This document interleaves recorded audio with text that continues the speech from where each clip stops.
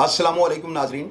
अल्लाह ताला से ये उम्मीद करता हूँ कि अल्लाह ताला ने आपको जहाँ पर भी रखा होगा अपने हिफ्ज़ व अमान में रखा होगा।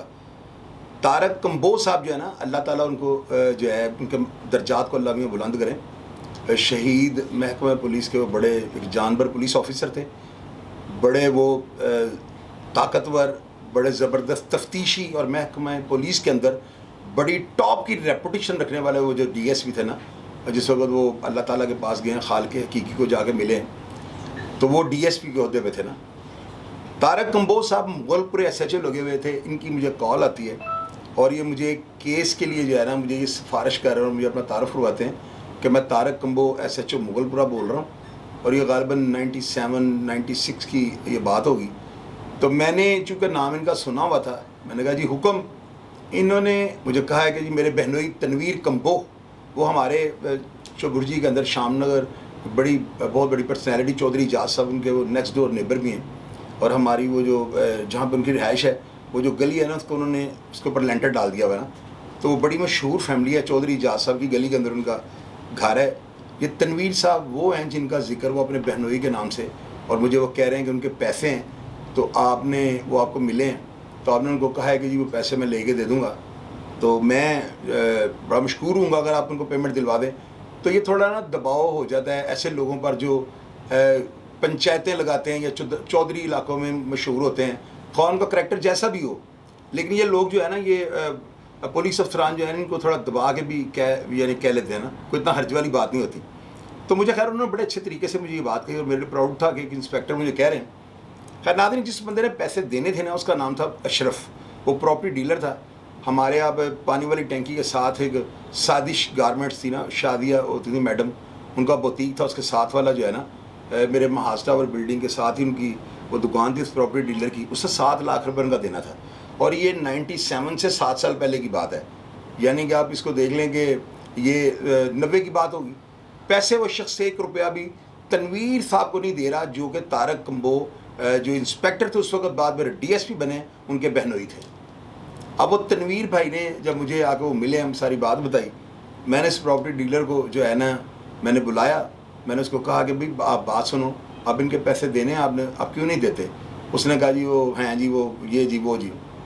अब वो ना पहले हमारे इलाके की बड़ी मोतबर बहुत बड़ी एक पर्सनैलिटी थे, अल्लाह ताला उनको उनके दर्जात बुलंद करे, राना अली हसन साहब, उन्होंने भी इस प्रॉपर्टी डीलर को कहा, इसने पैसे नहीं दिए। चौधरी इजाज़ साहब ने भी इसको कहा है, उसने टाइम लिया, पैसे नहीं दिए। और गालिबन एक दो और कोई अफराद थे जिन्होंने से कहा और उसने खिला के ना तो पैसे नहीं दिए। मुझे सारा जो बैकग्राउंड वो पता लग गया हुआ था। मैंने चूँकि वो बंदा जो था प्रॉपर्टी डीलर, बड़ा उसका रेपुटेशन उसकी बड़ी गंदी थी, लोग उसको अच्छा नहीं समझते थे। इस बात से मैं बड़ा बखूबी वाकिफ़ था। और इस चीज़ का ये एज होता है, जो बंदा ना आपको ज़्यादा गिरफ्त टाइट कर देता है ना, वो आपकी रेपुटेशन होती है जिसकी वजह से आपके गले तक पहुँच जाता है। वरना एक बंदा अगर शरीफ आदमी होता है, कोई बंदा इस तरह तो उसके साथ नहीं करता।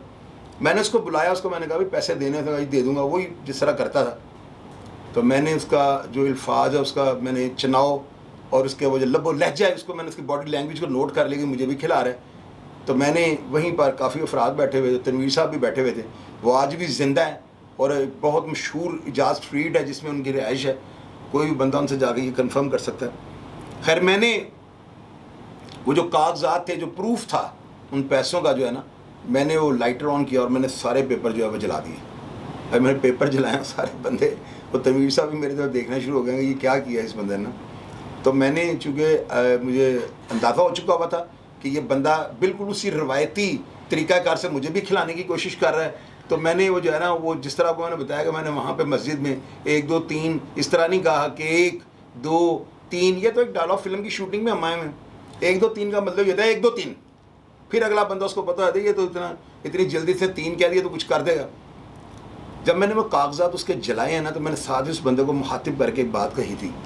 उसे मैंने कहा था कि ये पैसे जो है ना हक हलाल के हैं और ये मैंने सारी तस्दीक की, आप इस बंदे को खिला रहे हो। इंतहाई शरीफ आदमी है तनवीर भाई ना, वो मुझे जहाँ भी मिलते हैं मेरी सल्यूट करते हैं, मुझे ना बड़ी ऑनर करते हैं। मेरी बड़ी ज़बरदस्त बात है कि इतनी बड़ी पर्सनैलिटी, मुझे इलाके में बड़ी रेप्यूटेशन की अच्छी।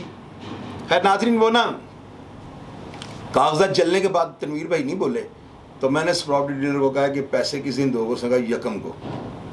तो नादरीन, वो 2 दिन पहले 28 तारीख को वो बंदा पैसे लेके मेरे पास पहुंच गया और ये 7,80,000 या 70,000 रुपये थे गालबन, जो पंचायत में जो तय पाए हैं ना, जो देने थे उसने।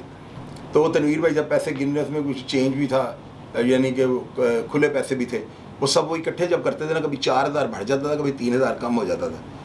तो वो देखें कि आप कितना ज़बरदस्त मैंने वो डिसीजन लिया, और मैंने उस पर अमल भी करवाया, और लड़ाई भी नहीं की।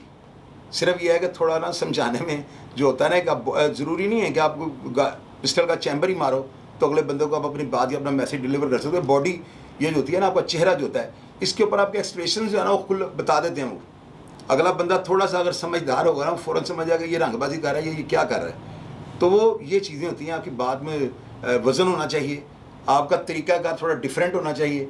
मैंने जब उसको ये कहा कि भाई पहले तो कागज़ थे, तो तुम हर बंदे को खिला लेते थे, तो बीच में प्रॉब्लम होती थी कि यार कागजात हैं, तो आज तो वो भी जला दिए, तो पैसे कब दो, तो वो 28 तारीख को लेके पहुंच गया था ना।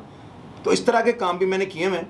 आप लोगों को मैं इसलिए बताता हूँ कि बाज़ औक़ात को इस तरह का मुकाम आए ना, तो अपने एक्सप्रेशंस के साथ कोशिश ये करें कि उस मामले को हैंडल करने की कोशिश करें, और वो अगर जेन्युइन होंगे तो वो बंदा 2 दिन पहले पैसे लेके आपके पास पहुँच जाएगा।